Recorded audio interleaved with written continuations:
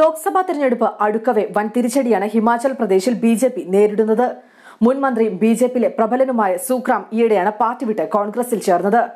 സുഖ്രാമിനൊപ്പം അദ്ദേഹത്തിന്റെ പൌത്രൻ ആശ്രയ് ശർമ്മയും ബിജെപി വിട്ടിരുന്നു. മുൻപ് മുതിർന്ന നേതാവായ സുഖ്രാം 2017 നിയമസഭാ തെരഞ്ഞെടുപ്പ് സമയത്താണ് കോൺഗ്രസ് വിട്ട് ബിജെപിയിൽ എത്തിയത്. എന്നാൽ ബിജെപിയോട് ഇടഞ്ഞ അദ്ദേഹം കോൺഗ്രസിലേക്ക് തിരിച്ചുവരികയായിരുന്നു. പിന്നാലെ അദ്ദേഹത്തിന്റെ പൌത്രനായ ആശ്രയ് രാജിവെച്ച് കോൺഗ്രസിലേക്ക് ചേക്കേറുകയും ചെയ്തു. ആശ്രയ് ശർമ്മയെ ഇത്തവണ മാണ്ടി സീറ്റിൽ കോൺഗ്രസ് സ്ഥാനാർത്ഥിയാക്കിയിട്ടുണ്ട്. അച്ഛനും മകനും പാർട്ടി വിട്ടതോടെ മന്ത്രിയും ബിജെപി നേതാവുമായ അനിൽ ശർമ്മയും രാജിവെച്ചിരുന്നു.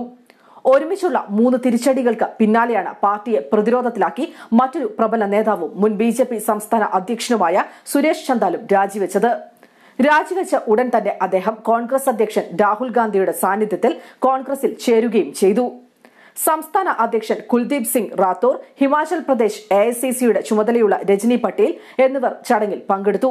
ഹമീർപൂർ മണ്ഡലത്തിൽ നിന്നും 3 തവണ MP ആയ വ്യക്തിയാണ് സുരേഷ്. ഹമീർപൂർ മണ്ഡലത്തിൽ മത്സരിക്കാൻ ആഗ്രഹം പ്രകടിപ്പിച്ച സുരേഷിന് ബിജെപി ടിക്കറ്റ് നൽകിയിരുന്നില്ല. ഇതോടെയാണ് സുരേഷ് ബിജെപി വിട്ടത്.